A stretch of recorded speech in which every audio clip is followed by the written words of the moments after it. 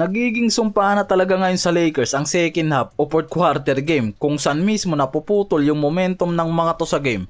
Ang Lakers tinalo ngayon ang Phoenix Suns sa 3 kalamangan lang mula sa clutch 3 ni Royce O'Neal. Sa first half kasi halos dikitan lang ang point differential ng mga to. Palitan lang rin sa scoring output ang nangyari. Mas marami lang talagang offensive rebound na nakukuha ang Suns samantalang mas maraming turnover ang nagawa dyan ng Lakers na convert mismo ng Suns sa point. Pagpasok ng third quarter, mas nakakuha pa ang Suns ng momentum. Meron silang 45 points sa quarter na yan habang ang Lakers meron lang 29 points. Kaya nagtapos ang third quarter na halos hawak talaga ng Suns ang lead. Gumana lang talaga sa Lakers ang small ball lineup pagdating sa fourth quarter game kaya nakahabol-habol pa yung mga to sa lead ng Suns. Dahil mas mataas ang shooting percentage ng Suns talaga, umabot sila ng humigit kumulang sa 59% sa field habang ang Lakers 48% lang ang nagawa niyan. Ang Lakers merong 22 to 50 na 3-point attempts, 40 to 87 naman sa overall field goal nila kaya sobrang layo.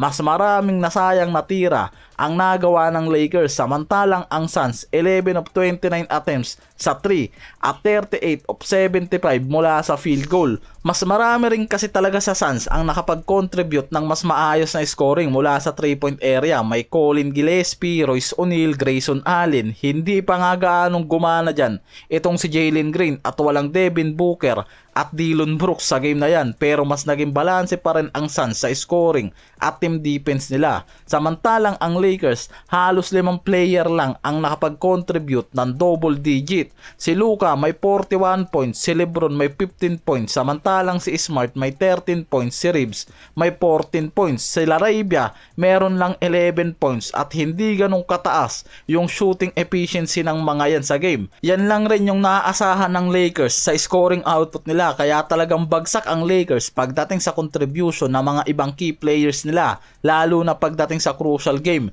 Hindi gaanong napapakinabangan yung ibang bench player nila.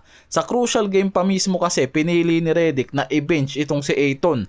Mas ginamit niya itong si LeBron na center. Hindi rin kasi ganun talaga nagiging effective itong si Ayton lalo na sa crunch time. Kaya mas ginamit ni Redick ang small ball lineup nila sa huling 2 minuto. Luka, Reeves, Marcus Smart, Larabia, LeBron ang ginamit ni Redick dyan. Mas trusted sa offense to defense. Effective naman dahil nakatabla pa ang Lakers dyan mula sa 11 lamang na ginawa ng Suns sa dulo.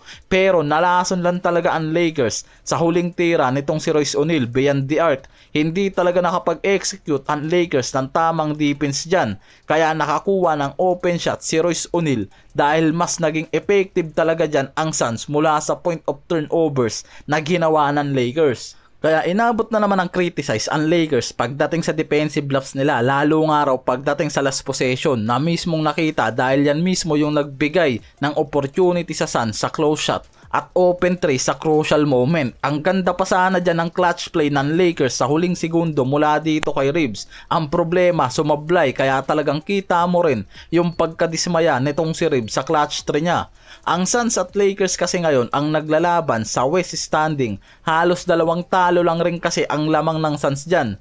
At tie sila sa win. Kaya nasa baba pa rin ng Lakers ang Suns. Meron na lang 24 games ang Lakers sa regular games na to. At meron silang 7 straight game pa na mangyayari sa home court. Natalo sila ngayon ng 3 magkakasunod at malaking problema yan para sa contention nila sa top seed ng West. Kaya may pagkakataon lang ang Lakers na umangat kung at least magandang winning record ang makukuha nila sa home games. Nasayang lang rin kasi yung 41 points nitong si Luka samantalang yung effort ni LeBron at hustle ni Smart hindi rin kasi ganun kaganda yung naging contribution talaga ng ibang key players nila. Kahit si Larabia merong 1 of 4 sa 3-point samantalang si Reeves merong 5 of 12 sa field. Si LeBron merong 7 of 17 sa field.